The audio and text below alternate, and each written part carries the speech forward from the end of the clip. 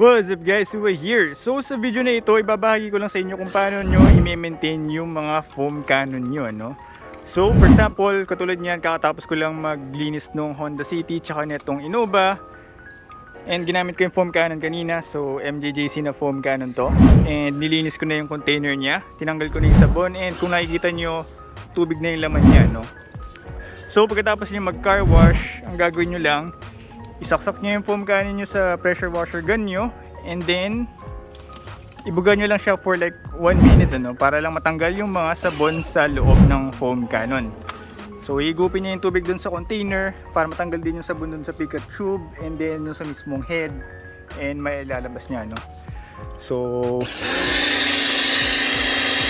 yan, patakboy nyo lang for 1 minute or hanggang sa maubos yung tubig, ano. Huwag nyo na lang pupunuin ng tubig.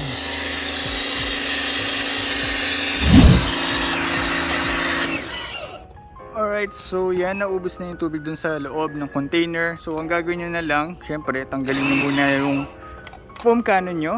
So medyo mahirap pag one hand, buti na lang quick release to.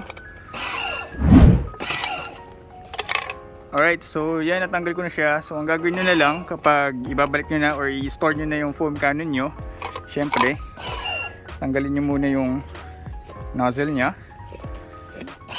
and then i-store nyo yung ulo o yung nozzle ng nakaganyan para yung mga natirang tubig sa loob ay bababa doon sa nozzle, ano, para hindi siya maiwan doon at matuyo and mag-cause ng mga mineral deposits, lalong lalo na kapag tubig gripo lang yung gamit nyo, no?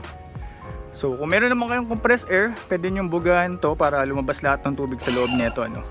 Tapos pwede nyo i-store ng nakakabit. Alright, pero sa akin wala akong air compressor, so ginagawa ko ay ginaganyan ko siya.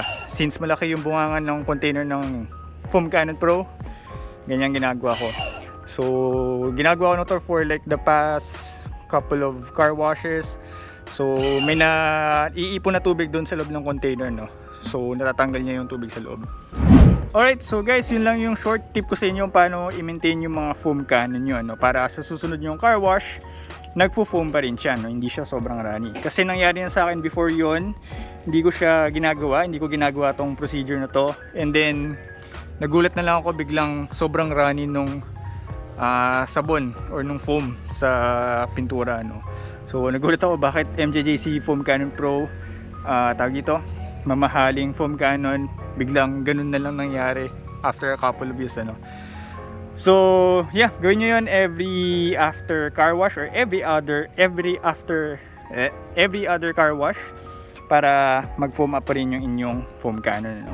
So by the way, if gusto nyong malaman kung maganda ba or worth it bumili ng MJJC Foam Cannon Pro, I suggest panoorin nyo yung video review ko. May link dito sa taas, dito sa portion na to, or yung link nasa description.